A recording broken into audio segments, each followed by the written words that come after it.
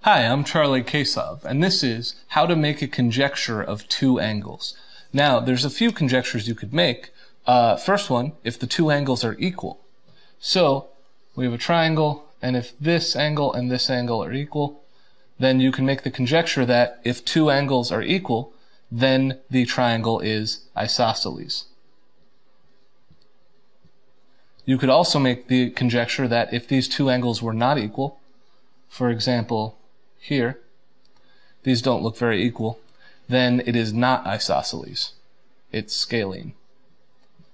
So, to repeat, conjectures are like theorems or like axioms, but we're saying if the two angles are equal, then the triangle is isosceles, unless the third angle is also equal to the two.